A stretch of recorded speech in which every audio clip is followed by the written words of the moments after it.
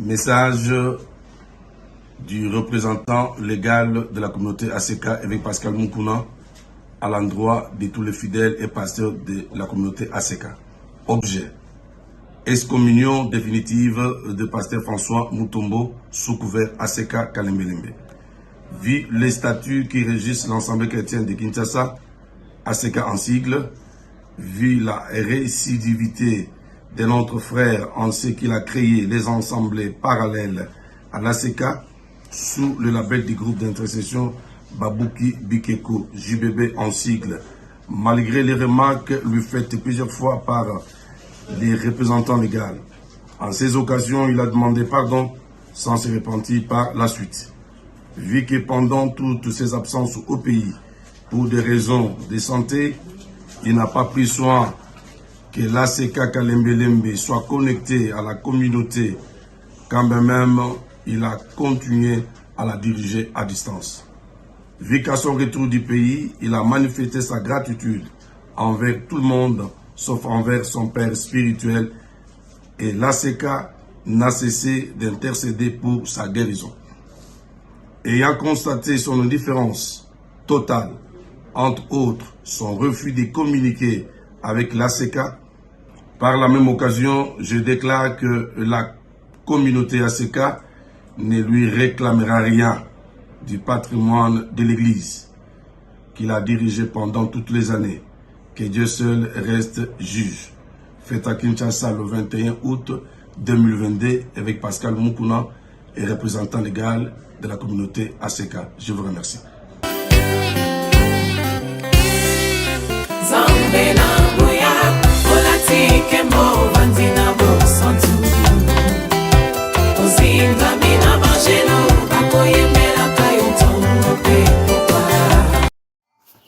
Mbote balandi MDG de TV Mafuta esika nzamba pambolelanga bino esika nyonso ezwami bino bandeko kaka ndenge tomesana koya kopesa toli kopesa bino ba news basango pe koyebisa bino oyo esengeli toyebisa bino lelo toye lisusu bandeko sango ya esengo mpenza te rupture ya église ACK ou encore bokabwani ya pasteur François Mutombo tobenga na kombo ya Voici l'homme pe ya évêque Mukuna wazali père spirituel na ye.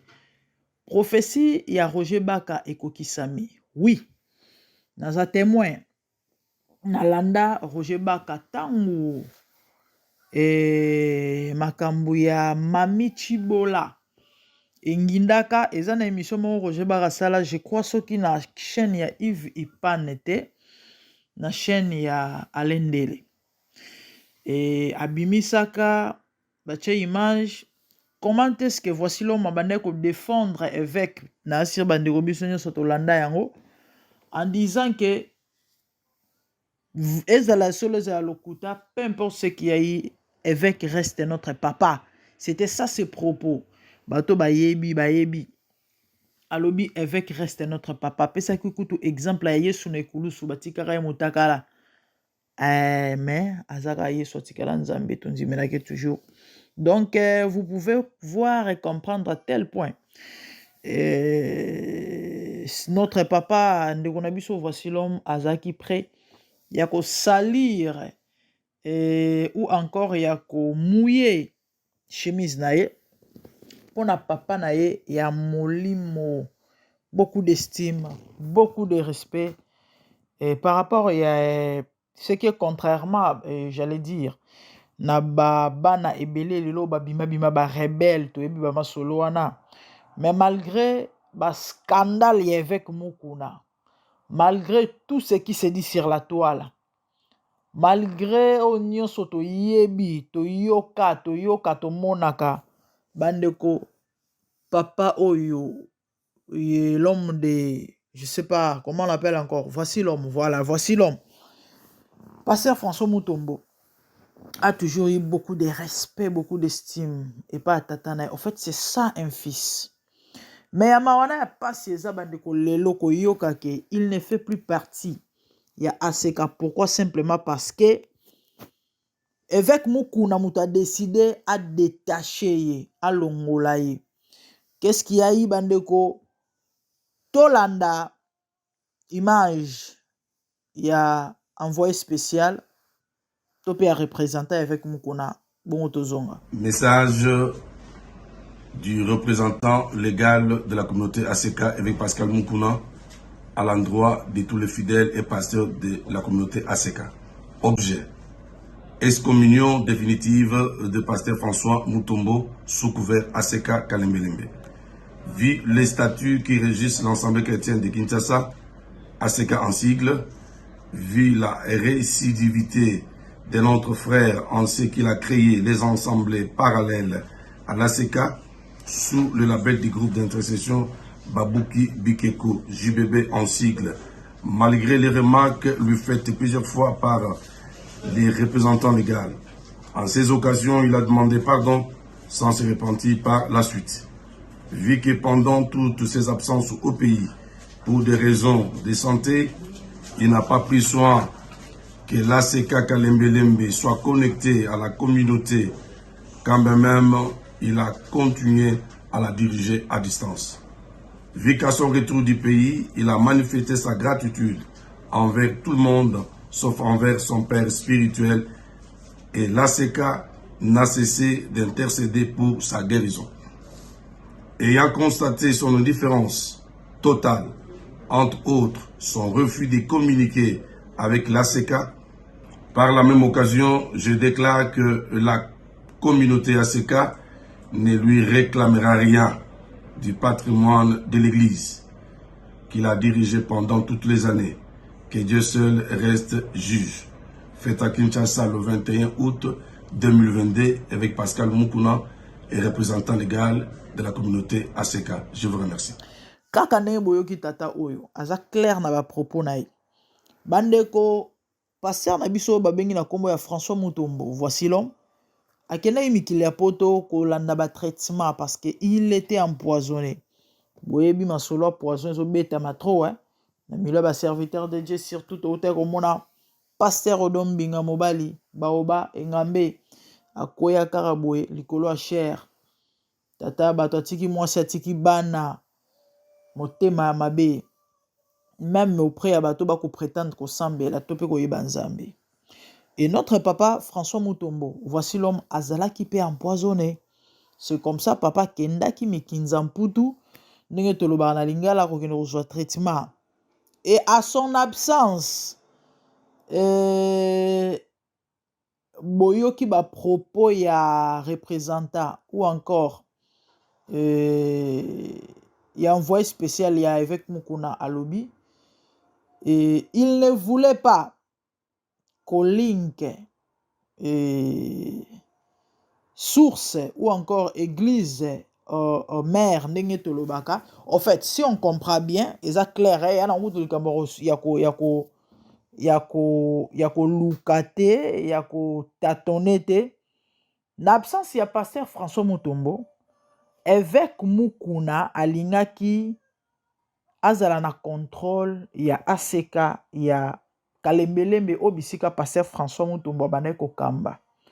Mais on dirait bazwa qui accepté ou encore le pasteur ne voulait pas. Eza moko ya babiloko epe matisi tension matisi mafuta. Et en dehors de ça, boyoki ndeko na za clair na ba propos na ye balobi que voici l'homme a fungola ba extension sans avis ou encore ko senga permission ko solana papa na ye ya molimo. OK. To tiena nous pause. To lobelango parce que to sala analyse, hein? To tie pause. Bandeko, mwana atane tozala baboti boy. Moi j'ai mes enfants. Nana bana yaya na 13 ans siko. Il est sous mon toit. Et azana se ngai nde tuteur, azana se ba ordre nanga. Mwana ana bandeko lobi akoma adulte. Et comme à la moment moko to na âge moko aobima na ndako nanga parce que abengami asala pe vinai. Aobala, aobota, azo musala, na okene ko contrôle. C'est vrai, il reste mon fils, il reste mon enfant. Étant maman, naza toujours na droit. Naza toujours na autorité liko na ye, il y a des choses oyo. Na koloba na état moboti, na ko conseiller parce que aza mwana otika la mwana. Mais il y a de ces choses là naza lisu na pouvoir te to na droit te ya kocontrôler to ya koloba na ye eloko nini asala. Pourquoi? Parce que akomi responsable. Bapapa molimo to bapaster oyo babimisaka bana to mpe babimisaka biso totyangoka généralement ndenge wana ntango ozwi mwana oencadre ye obimisi ye akei afungoli église to extension, effectivement aza toujours mwana na yo, mais il y a des limites quand même parce que ndenge ake wana azosala mosala azokoévolue azoevre de lui-même akosala effort. Lelo kalembelembe wana komona bisika euti na bisika ekomi lelo, c'est voici l'homme. Et ce qui est tout à fait normal. Ndenge na uti kopesa bino exemple ya mwana nga na boti lobi akobala kobota bana na ye kaka modele nga na bokolelaki ye pa kobokola bana na ye bana na pe lobi boke bakosa pe vi na bango. C'est pas à moi nga koko ya bana wana nde na kokende na kende kopesa ba injonction likolo ya bana wana non bana na ye. Donc de quel droit na ebité ou encore sur base de quoi il faut pour voici l'homme abimisa mwana atinda yake ne kofungola église to extension, il faut azonga et pas avec mukona lobana non, ça n'a pas de sens.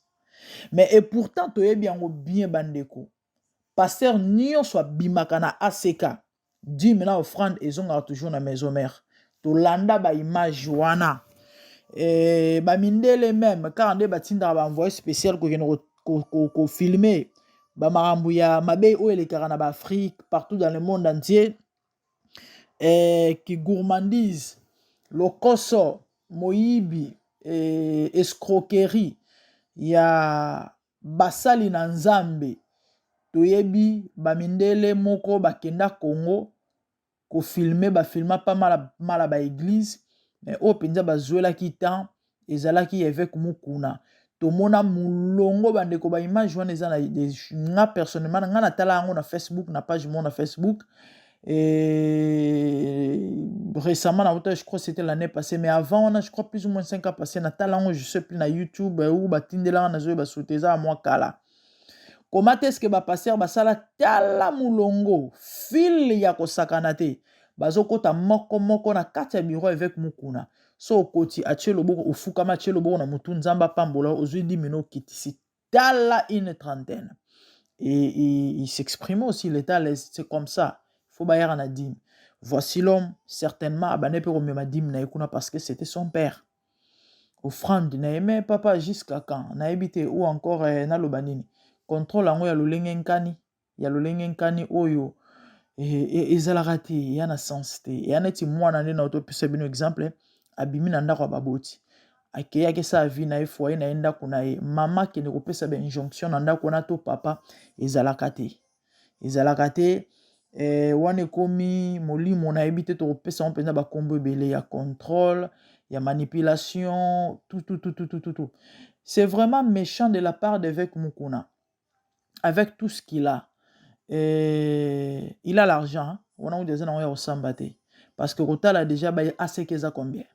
Assez qu'eza combien. Bayar na bofan na badi mukune panay. Et il faut Lukasuso s'accaparer na eloko non ça n'a pas de sens. Donc et ils ont poussé bisoto mema koko to pousser makanisi musika yako jusqu'au point où to ko ko soupçonner na poison ezali na nzoto andeko bolimbisa ngai. Mais dans la ligne où vont les choses quand même et c'est inacceptable. Tolérance zéro côté wana ezalakate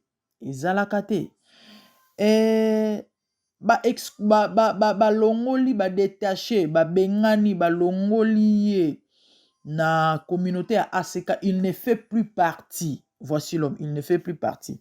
Toki ndenge envoyé spécial avec mukuna encore représenté à ACK o évêque atindaki ndenge aekoloba papa évêque au bosani.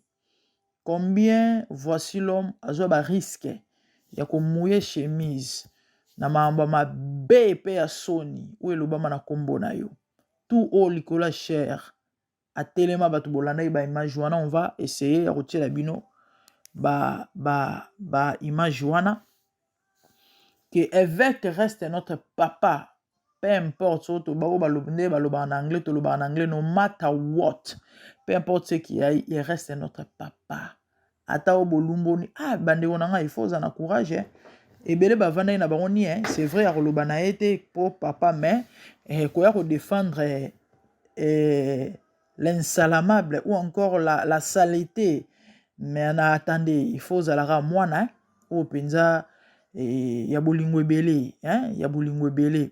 En fait, c'est ça, c'est ça. Et eza eloko oyo bandeko mutu d'accord nango te pe la majorité bat basepeli nango te. To tia eloko ne sika na yango. Et tomoni toyoki ndenge ndeko wana lobi Pasteur François Mutombo azongi akei a remercier bato nyonso mais sauf epai ya évêque, mais akokende ndeni déjà na nsima na ye koyoka makambo oyo ye ayoki po moto ake kozwa basoins médicaux, s'il vous plaît, bino na nsima bolingi boya bozwa contrôle. Donc c'est que bino boyebaki kenda ake wana kokufa na ye, donc c'est que bino boyebi bino nde botielaki ye poison boluki boboma ye po botikala na église. Oui, parce que ça fait réfléchir babiloko nyonso ezalaka te pona nini te de son j'allais dire de son vivant, bien qu'il est toujours en vie, pona nini te de tango azalaki présent. Tango azalaki présent, tango abane kokamba église ka ne akamba yango depuis bolukaki te boluka bo s'ingérer. Mais bozeli kaka tango mutu bandeko na ngai tozalaka bato to réfléchisaka. Pendant que François Mutombo était à Kinshasa, tant makambo ezaki bien, à santé, tout ça, azokamba église, pourquoi pas évêque Mukuna alukaki a s'ingérer, ou encore tant mwana bimaki akendeki que désormais ndeza boye malgré que yo kei ngana ba nozongisa boye nosala boye yo avant ça lelo boye pona nini te tout ce temps, parce que église aseka kalambelembe eza ya lelo te efungwami lelo te ezalaki pe ndenge wana te tango ebandi. Pourquoi pas tout ce temps-là ezalaki ni kaka tango moto ake kozwa traitement parce que azali na poison na nzoto e bomoni ndenge papa na kondaki mwana yoka kutu bama solo boyeka mokili ezanga koloba te ndeko moko ayebisanga ke non basoupçonnaka na sida, mosusu aloba na nga ke non amelaka badrogue ya makasi. Botala niveau ce qu'on a ba risque ndenge wana moto azali penza pena liwa bomonaki ba santé ya papa ndenge banaye ko se dégrader, ko se détérioriser bomonaka et na absence na ye akazwa traitement bino bolingi boya bobanda ko gérer église. En tout cas eza vraiment suspect. Oui, eza vraiment suspect. So ezalaki que déjà que bobandaki kosala yango avant et que ye aligné de sous-souterrain, peut-être ça on peut dire autre chose, mais ezalaki que bongo te, ça a toujours été lui nde mutu akambaka azongi sala raboy et de car en absence na ye na tango akezwa traitement bino de ce que bino boyebi sur sa poison wana, donc vous l'avez empoisonné et bolingaki akufa po bino botikala na église, ou encore boyebaki kendenga ke bongo akozonga susute yango ok déjà totikala koza déjà na contrôle masolo po.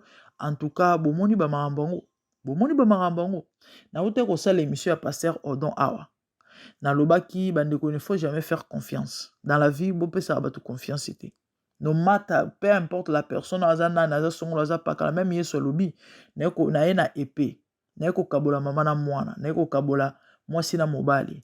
Pourquoi? Simplement parce qu'ayebaki que torobota malibumu moko mais toza animé na même esprit. Ça c'est la méchanceté pire et simple. C'est plus que la sorcellerie faut ou que la onkombo mosusu. Pendant que la personne était là, boya kite bo luka bo konza bozongisa bo sala boy. Mais car attend na absence na ye et puis na situation nini. En tout cas eza pas ces mawe. Comment na ba mambo bozo bomba mate ba mambo mususu ya mabe ko salema na ba cc dezo bomba masuite zo bima boy. En tout cas il faut tirer ba leçon il faut lobela biso et zongisa biso penza batu na sens ya réflexion quoi. Et prophétie à Roger Bakeko Kisami. Tant où voici l'homme a défendre évêque Mukuna en disant que évêque c'est notre papa. Les amis, Namekina Lukabaima Joana, malheureusement, tellement ça fait longtemps, et il faut abattre les fers lorsqu'il est chaud. Na continuer au lukango. Soki na zu yango, je vous promets na zonga na ata na émission mukuseka uniquement pour na bino ba prévoir. Ouais, parce que matière ezalation ezana bio, hein. Faut le belango déjà koti donc fallait MDGDP basa l'analyse quand neto misana opesa toli to lancer ndenge to salaka. Et puis voilà, donc j'ai nameki ko lukango na monité maintenant on continue au lukango. Moi j'ai suivi cette émission, plus ou moins 2 ans passés. Pero le mambo mimi chibola. Voici l'homme à téléman la chair à défendre évêque. Alobi qu'il est notre papa. Peu importe ma ramignon soit eleki. Motakala ou pas, évêque reste notre papa. Roger Bakalobi l'ormoro alobi omoni après ça même exemple, il y a batumoro na Bible, je sais pas Pilate nana ni na ebité mais aloba mo bama o na zo se rappeler ezaki alobi très bientôt. Aloba ki yana ngo ya mikolo belete. Kalate penza awa kalate awa. Atambo tapamba bando pesa na te ba obeba na makasi ba okabwana. Ba okabo munda yo défendre wana. Do ba koma penza binemi. Aloba penza ba mambo bo mangala mo makasi. Batu balande émission wana ba yebi. Et na oluke mission wana bande olelo professeur Roger Bake kokisami avec mukuna na France na passer François Mutombo Bakabwani avec quelle méchanceté ata soki mabe ezalaki en tout cas yote mutoko koma na niveau yote et puis ba raison obo pousser to bo pesi na TV non c'est vraiment méchant et ridicule et belambongo avec ozanango. Dans na souci de contrôler l'église à voici l'homme. Il y a ba souci à badim na ba offrande ya bana oya bimisi parce que yon des sources yon des visionnaires à ACK et à motema mabe. Bande ngai na lisolo na beteli bino ya ba envoyé spécial ba ya ko filmer na église ya évêque o ba basala mulongo bazoya ko tika ba mbongo ba nini et il y avait une fillette. Moi, la mora mokie, je sais pas, plus ou moins 2 ans, son abosanité, non, 4 ans. Moi, nana, a tellement maladif que, abana même kotambolate. Famille pauvre, basambela na ACK. Cet enfant avait fait une crise à la maison. Bon, on me met dans l'hôpital les athées. Boebika ba africain de dans ba foi na biso, hein? Et ba foi na biso, ba ndenge na biso. Ba mema moi nana inde pas avec ba bonde la ponaï. Avec mukona bonde li pona mwana. Et mwana zongi quand même na ba etanae et à m'équiper au sala bapa et puis évêque était fier de ça ce qui est tout à fait normal tant au bon de nzamba sali il faut quand même nzamba zo lokume peut ça le mobile bino mwana bazaki kotambola ta komi kotambola et nzambe aza na bomo nzamba zo sala oui effectivement mwana wana bandeko azaki je crois SS de son botali pinda forme à moi la problème. Et cet enfant ne prenait pas de soins simplement parce que la famille était trop pauvre. Bah yena moi na ba expliquer peu avec moi to que hôpital exaté. On dirait ba kende hôpital mais bazongi c'est bon parce que bon exaté.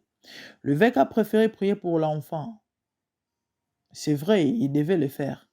Mais après avoir prié pour l'enfant, azongi sa bango ndengana maboko pamba. Mais l'enfant était maladif. Évêque a quoi bimisa mbongo apesa famille wana bapesa moi bazwisa mwana na traitement bazwa kotika ba enveloppe ba mbongo asala ngote et ya mawana ya pasi eza bandeko batu batala ba image wana ba imam na oloba batu ba ya mawana ya pasi eza tant bazongi na mwana na cet enfant était mort. Oui, cette fillette était morte. Mwana na kufaki parce qu'elle est maladive, mbongo on meme na hôpital les a quittés. Ba memi est pas évêque, abondeli po na isuki kana prière. Asali para molimo, mais anzoto asalite. Mais mosali na nzambe ana mbongo ebele. Bandeko ba passer à Congo. Ebele ba kota lifelo. Non pas pour simba kikisi. Non pas pour obima na basi ya bato. Mais likolo ya motema mabena égoïsme. Les amis, les égoïstes n'hériteront point le royaume des cieux. Bandeko na ngai ba passer à Congo bomona rana surtout ba basala ba kombo minene ils ont l'argent Au Congo, il y a des pasteurs millionnaires. Na lo ba mbino makambo te oyo na fabriqué to na imaginer. Na yebi bilo na oloba. Na yebi mam na oloba. D'autant na lobi na yebi na suki ka wana na yebi. Mam nyonso za oloba te mais na yebi. Ils font quoi avec cet argent? Bino bosu boyoka. À part ba église kimbangiste catholique, bazaza peut-être na ba orphelinat, ba hôpitaux, ba école. Bino boyoka to bomona passer mongo na Congo, aza na centre moko boye. Et botala plus de 30 000 enfants de la rue na Kinshasa. Na libanda te ba province mususu te mais kanakin. Plus de 30 000 enfants. Ya balabala. Et pour ta Bible zolo banabiso na Jacques 1 que religion pure sans tache devant Dieu consiste à visiter les orphelins et les veuves dans leurs afflictions. Bino boyoka déjà orphelinat moko ya munene ya passer moko songolo. Niveau ba nango wana so ba lobi ba sala ba acte moko ya charité ata so ba betele on lisolo te e ganga mukile koyeba. Est-ce que bino boyoka ta na sango ezate ba commerçants bazana pour leur vie, pour leur famille. Batinda babasi na babana na bapoto. Bango ba s'enrichir na ba pauvre peuple. Bako soutirer quand ndenge Bible zolo bake o azana ngo bako bakisa o anango te bako boto le même o anango. Donc bato ebele bazana ngo te bakina na l'église na bango do ya muke o bazana ngo na bako boto la au nom ya miracle ya sémence sala lo la veuve Sarepta. Mais veuve Sarepta a semaka kamora farine azala nango esila te. Mais malheureusement, ba pauvre, au bino bozo dépouiller, ya bango ezo sila e ba otika la nelo côté kao. Oka mama na banda ya 10 ans église ateka makala. Mais passer ta misuni ezo ko bota na mutu na sima mukongo nzamba otuna bino. Tala libumu mes prophètes au général Erne. Kingo emona na rasute mutuna mapeke tutana ekutana po anini solo mbongo. Ba vie à luxe. Mais vous avez des pauvres dans vos églises. Vous avez des femmes. Oyo bana babana. Batanga ate. Pombongo ezate. Il y a des femmes veuves dans vos églises. Oyo mibali bakufa. Balala ka wana na ba permanence. Mais vous avez la possibilité. Il y a rotsomba ta ba concession. Botongi bopesi bango ba isika kolala. Vous avez cette possibilité parce que le Seigneur vous a béni. Oui, Bible zolo ba mutorozo ako epesa meleli kolo. C'est Dieu. Mais nzamba pesa jamais mutu eloko to bozui pona ye moko asepela apambola mutu moko batu nyonso na nzela ya mutu moko. C'est ça Dieu, c'est ça l'œuvre de Dieu. Il a béni Joseph pour toute l'Égypte et puis pour sa famille aussi, pour les Israélites. C'est ça Dieu. Nzamba pesa mutu moko apambola mutu moko pour mutu wana za source ya bénédiction ya batu misusu. Mais malheureusement, botala maambu bato o ba censé akolakisa bolingo. Bato ba censé akolakisa amour fraternel. Yesu oloba, aimez-vous les uns les autres afin que baye baye bozanga. Bolingo yeba na misala. Il y a des preuves d'amour, ba preuve à bolingo. Bolingo ezala na ba preuve, il faut remona yango na misala. Tant misale ezate bolingo ezala na munoko te koloba na munoko. Non, c'est pas ça l'amour. Quelle méchanceté. Na ebela bozwa noza nango papa. Motema keto. Do ezaka histoire penza ya David na Bible ko. Aza tala na basi ebele. Mais kaka ya Uri moko wana kaka. Ye kaka mwasi ya monaki ya kozwa ye wana. Eti aboma Uri. Poison moi si nae. François Mutombo ne mourra pas au nom de Jésus. À moins que Munzambe ne mutalo mutune ko yanase. Malgré ba scandale nyonso na kombo ya moto na Nzambe. Malgré nyonso tozo yoka tozo mona. Mususu auta ko bima mikolo soki plus ou moins 2 mois passés. Oyo alobi ba matrice soki ba trompe ba kata. Abanero lela bat basunga ya azo traitement en Afrique d'ici soki kombone suna ne soki beti soki nani. Nyonso wana avec mokuna. sans parler à Bamara Moussousou. Mais malgré tout ça, voici l'homme est resté, moi l'amour fidèle, moi l'amour soumis. Bien qu'il est humain, azape na mabe na ye, parce que mutaza parfait na mukili azate. Mais na Congo bande konanga, so que na ba pasteur, mi bale, to mi sato, o ba clean. Voici l'homme fait partie. C'est parmi des pasteurs, oyo, to yoka ba on a bambe bate. Nde tozo yoka nende to mona ba misusu awa. Un papa très réservé. Ya sexa ça ba délire ne likola cher. Aote ya bino me na cadre kara ndenge ezalaka boseki na bino leki wana. Me boyoka yo na ba scandale na ba bêtise azongisa yo bosala yo neti ba spem bakadi. Ba batu ba pe na ba mabe na bango. Mais bah vraiment batu moko oh soki vraiment photo pointer ba passer baza clean, ils sont pas armés. Ils sont humains, bah na ba faiblesse, c'est tout à fait normal. Mutumso ko ba pe tamso na ba be muso ba sala boyebite. Oui, effectivement. Mais bon suko ba scandale la minene o ya ba muso to ko mona o ba ko pe ko sala parmi.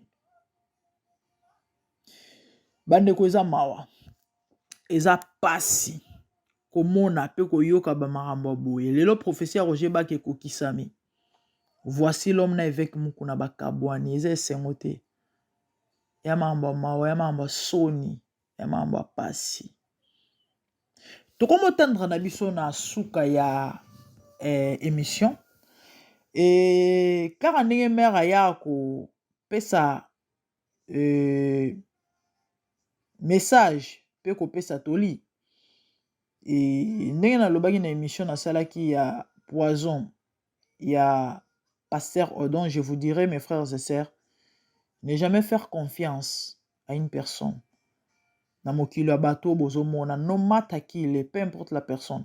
Wazande gonanga zanani, faites très attention. Luko yeba, moto apembe no anani. Motema na état d'âme na nzambe fo ala qui so pourquoi et permettre yo ozo garde. Parce que bato musu omona pembe yo kansa zande ko ande côté. Amasa taza ennemi. Donc, un matin, ko abattre yo. Iti bozala na yo wana boliaka boseka aluka position. Mukoka ka monaka moi vide moko aroleka yo. Yango est important oyeba ye. Po epesa yo position ozo garde. Oyeba comment est-ce que je vais vivre avec cette personne parce que ennemi bazana na lolingi ba vivre na ye. Ami bazana na lolingi ba vivre na ye. Yo revivre na mutu nyonso ka changa boyete. Il faut luka oyeba. Muto apembe nanga anani. Bota niveau méchanceté, bota niveau motema mabe. Krancha kufa, krancha. Ozalara prophète, ce qui je sais pas majeur. Et y a église, cerveau moteur. Donc parce que église y a assez que ça église vanessa en plus dans la prophétie. Bato yebi structure, y a ACK, tout ça yebi marambo. Et krancha c'était le cerveau moteur. Et tata na kufatika ba bien, il avait l'argent. Et toyebi muta sakapara na ba bien ya krancha eza avec mukuna. Toyebi toyoka ndenge mamichi bola loba et nandenge akende ko se faire et je sais pas voir là-bas pour na nini pour meka récupérer ne fils kata lopa mo ya mobali na toyoka ba mamba loba. Et avec muta kabola ki et ba bien ya krancha pesa mwasi pesa bana et atikala pena babilo mususu. Donc malgré tout ça, ça ne suffit pas. Le corps sort. Les Bibles sont boya. Les Bibles sont pekisa. L'amour de l'argent, les racines de tous les mots. Bandeko, tozo tendre na biso na fin. Makomi ezoloba. Na Daniel, je crois, dans le chapitre 12. Et la réalité et s'est passé surtout dans bataille à fin ou mais clairvoyant vous en avantage. Tout le monde a mamunion so kaka na molimo te. Pardon na musonité. Mais il faut vraiment être spirituel pour nous comprendre un peu qu'on décortiquer ba ma mususu. Bandeko na ngai Étant une personne spirituelle, c'est vrai, je ne maîtrise pas tout. Mais on a eu peut-être, au fait, moi, ma expérience est ali, et ton angolo en zame te soupe moi grâce à comprendre ma belé. Vous savez, lorsque Dieu veut en finir avec une personne, hein, et comme à un moment où on comme au sala ba erreur est belé tellement, de ba blo au sambisai. Avec tout ce qui s'est passé, tout ce qui a eu, tout ce qui se passe, na papa na biso évêque, c'est une personne aussi à se ressaisir très bientôt. Il y a les caméras la route au lobby, non. En tout cas, papa na biso azo kende malembe vers sa fin. Oui. Naoloba étant une personne spirituelle, hein. Je suis pas na muta sentimate. Bandero na ngai, bomoni eloko esalemi oyo entre évêque Mukuna na papa na biso voici l'homme na mikolo ezoya kala te likama to mabe moko. Personnellement, je pressens en esprit et je vois liboso évêque Mukuna. Nzamba sungai. Je ne sais pas soit qu'on se ressaisir à Luka Bongisa. Parce que ceux qui a se ressaisir te, beaucoup mamakambo, très bientôt. Lobby mabe moko, pentana loba mabe penza mabe moko. Ya liboso avec Mukuna. Ya bien te. Vous savez, na ba alliance tozalara na yango, hein? Quand je tozana na ba alliance na Nzambe, alliance na Batu, et il y a de ces personnes-là, oyo, à cause na bango, to bénéficier en faveur mobo de la part de Dieu. Moi, ba grâce moko, moi, ba protection moko, moi, ba bola moko. Je parle étant une personne spirituelle. Bato ba spirituel avec moi, ba yebi, pe ba comprendre ma mni na oloba. Et ces gens-là, tant ou bozo kabona na bango, et surtout na bandenga bien te, attendez-vous aux réalités, hein. Ouais, attendez-vous aux réalités. Et Nzamba Sunga. Mais ce qui est vrai, ma bémo est liboso évêque. Et au bêta canon, kalate. Ou soit te osa liwa, hein, to marché ba moté, hein, ou soit te osa la liwa, ou soit et cause la peut-être, et là au moins ma bé ou cause la tam sous paralysie. To maladie mo que non peut-être et ko pas paralyser mutu mobimbati elobi emema liwa. En tout cas bokanga na oloba, je ne le dis pas pour na ba sentiment na ngai, hein, to kana imaginer ou non na oloba étant une personne spirituelle. Ouais, na oloba étant clairvoyante, je sais il y a des choses que je pressens. Donc ya on aloba na bino to za ka sentimentalité ou encore charnel. Komona ba ma mususu boyeka boyebo betika lisolo, mais il faut boyeba pe rejicher na molimo. Yango bande faut osambela mingi, surtout vous qui prétendez que zala ba na Nzambe basali na Nzambe, faut vraiment ko bela ma Nzambe o senga ngolo Nzambe a épargner, préserver, délivrer. Vous savez, ce muto sali bambeba trop, bambeba trop, Nzambe interpeller na ba forme nyonso sourd d'oreille. Et il en aura pour son compte. C'est ça, au fait. C'est ça. Les amis, que le Seigneur vraiment vous bénisse. Quant à moi, je vous revois prochainement. Merci. Message du représentant légal de la communauté ACK avec Pascal Mukuna à l'endroit de tous les fidèles et pasteurs de la communauté ACK. Objet: excommunion définitive de pasteur François Mutombo sous couvert ACK Kalembelembe. Vu les statuts qui régissent l'ensemble chrétien de Kinshasa, ACK en sigle, vu la récidivité de notre frère en ce qu'il a créé les ensembles parallèles à l'ACK sous le label du groupe d'intercession Babouki Bikeko, JBB en sigle, malgré les remarques lui faites plusieurs fois par les représentants légaux. En ces occasions, il a demandé pardon sans se repentir par la suite. Vu que pendant toutes ses absences au pays, pour des raisons de santé, il n'a pas pris soin que l'ACK Kalembe soit connecté à la communauté, quand même il a continué à la diriger à distance. Vu qu'à son retour du pays, il a manifesté sa gratitude envers tout le monde, sauf envers son père spirituel, et l'ACK n'a cessé d'intercéder pour sa guérison. Ayant constaté son indifférence totale, entre autres son refus de communiquer avec l'ACK, par la même occasion, je déclare que la communauté ACK ne lui réclamera rien du patrimoine de l'Église qu'il a dirigé pendant toutes les années. Que Dieu seul reste juge. Fait à Kinshasa le 21 août 2022 avec Pascal Moukouna et représentant légal de la communauté ACK. Je vous remercie.